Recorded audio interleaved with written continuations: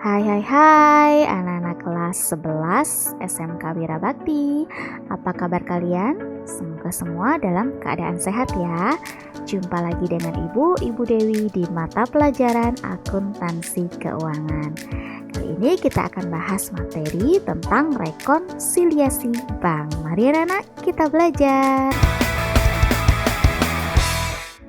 Nah, apa itu rekonsiliasi bank? Yaitu adalah suatu prosedur pengendalian terhadap kas di bank dengan membandingkan catatan kas menurut perusahaan. Nah, tujuannya apa? Pertama, menentukan saldo kas bank yang seharusnya disajikan dalam laporan keuangan neraca. Kedua adalah mengamankan kekayaan perusahaan dan mendeteksi kemungkinan adanya penyalahgunaan kas di bank. Nah, ini tujuannya ya. Nah, apa saja sih faktor penyebab perbedaan cash in bank atau perbedaan kas ya, kas di perusahaan dan kas di bank. Nah, jadi ini ada beberapa perbedaannya, penyebabnya ya. Nah, biasanya dalam membuat rekonsiliasi bank ini ya, ini di sini menurut bank. Ya, jadi ini adalah menurut banknya, ini menurut perusahaan. Nah, kita mulai dari yang menurut bank ya. Nah, kita akan catat dulu berapa saldo banknya. Nah, ini pasti akan terjadi perbedaan antara saldo bank dengan saldo kas perusahaan. Nah, saldo bank, apa yang akan menambah saldo di bank? Jadi ini dia faktornya yang menambah saldo di bank. Pertama ada setoran dalam proses atau perjalanan. Ya, jadi ada mungkin yang sudah membayar piutang ke kita, tapi di bank itu belum dicatat. Nah, sedangkan kita sudah mencatatnya ya, misalnya dia membayar berupa pakai BG atau cek. Nah, ketika kita menerima cek, kita sudah mencatat ya, jadi di perusahaan itu sudah menambah kas.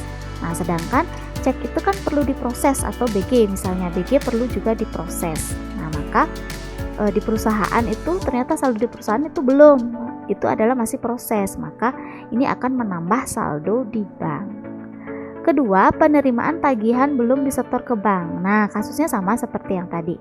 Kita sudah menerima cek, menerima BG, tapi cek itu belum kita bawa ke bank. Maka saldo di bank harus ditambahkan. Ketiga, kesalahan mencatat pengeluaran terlalu tinggi.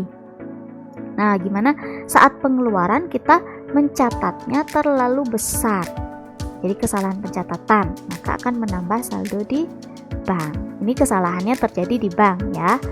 Yang keempat, kesalahan mencatat penerimaan terlalu rendah. Nah, ini kalau bank salah mencatat penerimaan yang terlalu rendah, nah maka akan menambah saldo di bank. Nah, kalau yang mengurangi saldo di bank saat ada cek beredar ya. Jadi kita membayar utang, misalnya kita selaku perusahaan sudah membayar utang menggunakan cek atau BG. Kita sudah kasihkan ini cek atau BG-nya ya ke orangnya. Ya, kita sudah bayar utang. Tetapi oleh orang yang menerima cek atau BG itu belum diserahkan ke bank, itu namanya cek beredar. Jadi di bank saldo kita belum dikurangi, maka perlu dikurangi. Ini cek beredar. Kedua, kesalahan pencatatan terlalu rendah oleh bank. Nah, ini pencatatan terlalu rendah. Nah, dicatat oleh bank, salah. Yang ketiga, kesalahan pencatatan penerimaan terlalu tinggi. Itu juga akan mengurangi saldo di bank. Jadi, kesalahannya itu di bank. Nah, kalau yang menurut perusahaan, jadi ini nanti ada saldo kas perusahaan. Apa saja yang menambah kas perusahaan? Nah, ini dia. A adalah tagihan piutang oleh bank. Nah, bank sudah menagihkan piutang. Jadi di bank itu sudah tercatat, sedangkan di perusahaan kita belum tahu. Jadi kita belum mencatat, maka harus kita menambahkan saldo kasnya di perusahaan. Lalu ada transfer bank. Nah, jadi ada yang membayar piutang itu melalui transfer. Nah, di bank tentu sudah tercatat, tapi di perusahaan kita belum tahu, belum dicatat. Maka harus kita catat. Nah, jadi menambah saldo kas perusahaan. Penerimaan jasa giro. Nah, kalau kita punya rekening di bank tentu dapat ya jasa gironya. Ini juga sama akan menambah kas di perusahaan. Hasil inkaso oleh bank. Nah, jadi bank yang menagihkan, sama ya dengan bank menagihkan piutangnya. Jadi kita harus menambah di perusahaan. Kesalahan mencatat pengeluaran terlalu tinggi. Nah, di perusahaan accountingnya salah mencatat pengeluaran yang terlalu tinggi, maka di kas akan ditambahkan.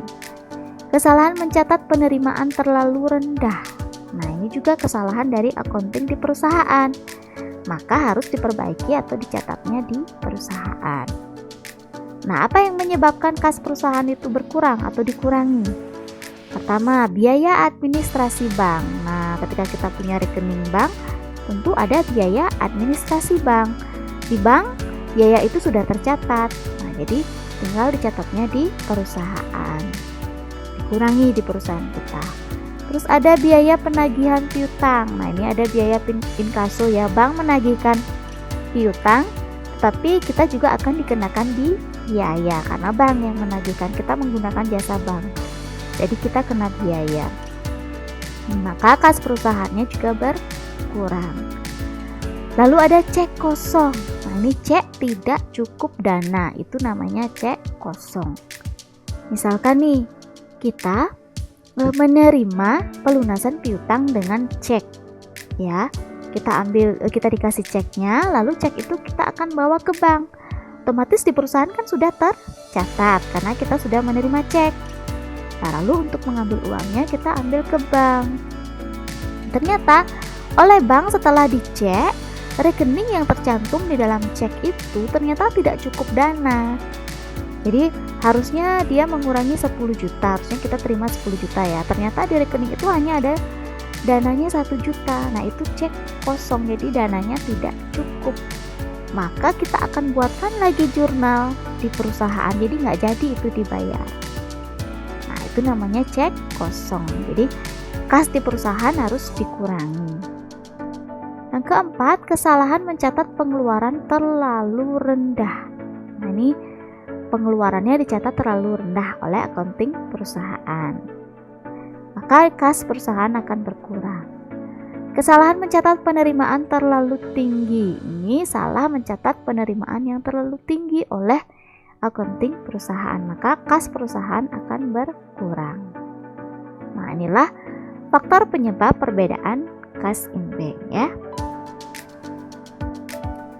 Bentuk-bentuk rekonsiliasi bank. Jadi ada dua bentuknya, ada bentuk vertikal atau staple form. Jadi bentuk vertikal itu biasa disusun secara bertingkat, jadi dari atas ke bawah. Lalu ada bentuk skontro atau bisa bilang bentuk T ya. Disusun itu secara sebelah menyebelah. Itu bentuk formnya. Nah, untuk lebih kalian paham, maka Ibu akan sajikan contoh soal ya. Jadi ini ada PT Surla Profit menyimpan dananya di Bank AAS. Pada awal bulan Februari 2017 saat menerima rekening koran dari bank, akuntan PT Profit melihat perbedaan antara saldo kas di bank menurut catatannya dengan saldo kas menurut rekening koran. Nah, jadi ada selisih, ada perbedaan. Menurut catatannya, saldo kas pada akhir Januari adalah sebesar 45.500.000. Nah, ini menurut catatan. Sedangkan menurut rekening koran di bank sebesar 54.500.000. Nah, kan kita buatkan dulu ya. Nah, ini bentuk T-nya. Jadi, yang sebelah kiri ini adalah untuk laporan di bank. Yang ini adalah untuk yang di kas perusahaan. Nah, jadi tadi di bank saldonya adalah 54.400.000. Sedangkan di perusahaan itu saldonya adalah 45.500.000 rupiah. Nah, yang tadi itu ya. Kita harus buat itu dulu. Ini ya. Di banknya 54.500.000, di perusahaan 45.500.000. Nah, ini adalah penyebab perbedaan saldo kas tersebut. Oke, kita mulai dari yang A ya. Setoran kas ke bank tanggal 31 Januari 2017 sebesar 15.200.000 belum dicatat oleh bank. Nah, jadi ini namanya setoran dalam perjalanan, belum dicatat oleh bank. Maka ini akan menambah kas di bank. Jadi kita akan taruh dia di menambah kas di bank. Nah, ini ya, ditambah. Nanti kalian bikin dulu kolomnya, isi ditambah, terus ada space, bawahnya dikurangi. Nah, jadi tinggal nambah. Oh, ini yang A, setoran dalam perjalanan. Nah, maka akan menambah di bank 15.200.000. Paham ya? B, tagihan PT Surla Profit kepada PT Maju sebesar 9.600.000 yang dilakukan oleh Bank AAS telah berhasil dan PT Maju belum mengetahui. Nah, ini artinya tagihan piutang oleh bank. Nah, di bank sudah dicatat, tetapi di perusahaan belum dicatat, maka kita akan mencatat di perusahaan. Ini dia. Di saldo kas di perusahaan itu ditambah. Nah, penagihan piutang oleh bank sebesar 9.600.000.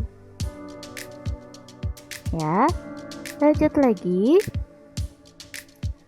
Ada pendapatan bunga. Nah, pendapatan bunga kalau di bank sudah pasti tercatat ya. Nah, yang di mana yang belum? Ya, di perusahaan. Jadi ini akan menambah kas di perusahaan. Maka ditaruh dia, ditambah. Nih, pendapatan bunga bank. Ya, sebesar pendapatan bunga banknya sebesar berapa ini? Pendapatan bunga bank 1.200.000. Nah, ini salah ketik ya. Nah, nih pendapatan bunga bank ini harusnya pendapatan bunga banknya, ini B-nya, ini C-nya ya. Pendapatan bunga banknya adalah 1.200.000 rupiah. Lalu ada beban administrasi bank. Beban administrasi bank itu 300.000 rupiah. Di bank pasti sudah dicatat. Nah, di perusahaan yang belum tercatat, jadi mengurangi saldo kas perusahaan. Beban administrasi bank berkurang di kredit ya, sebesar 300.000 rupiah. Nah, lanjut lagi.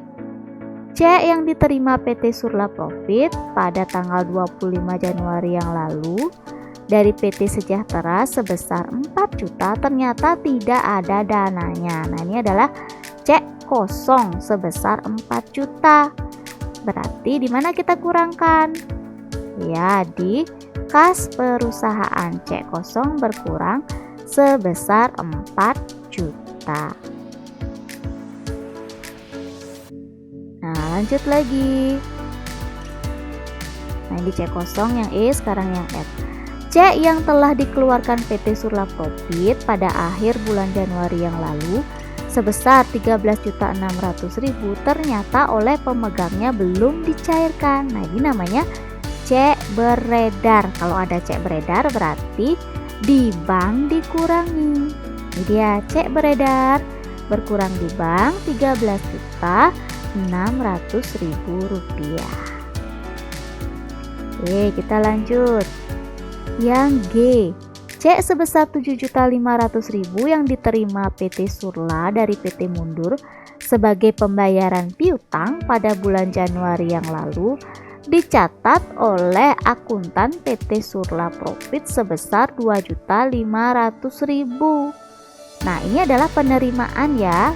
Kesalahan dilakukan oleh akuntan perusahaan, maka akan diperbaiki di kas perusahaan. Nah, ceknya harusnya 7.500.000, tapi oleh akuntan dipakai kas masuknya 2.500.000. Nah, maka harusnya ini ditambah lagi 5 juta. Ini dia kesalahan pencatatan di sini ya. Ini kebalik ininya ya. Kesalahan pencatatan nih, harusnya keterangannya C-nya di sini sebesar 5 juta di kas perusahaan. Lanjut lagi. Cek sebesar 3.500.000 yang dikeluarkan PT Surla Profit pada pertengahan bulan Januari lalu untuk membayar beban perbaikan kendaraan. Oleh akuntan perusahaan dicatat 2.500.000. Nah, harusnya uang yang keluar adalah 3.500.000. Ini akuntan perusahaan lagi ya yang membuat kesalahan. Maka ini harus diperbaiki di kas perusahaan. Harusnya itu uang keluar 3.500.000. Tetapi dicatatnya 2.500.000, kurang ya dicatat. Nah, kurangnya lagi 1 juta. Maka kasnya taruh di kredit. Ya, taruh di kolom yang dikurangi ya. Ini dia. Kesalahan pencatatan sebesar 1 juta. Nah, ini harusnya. Ya. Nah, ada lagi.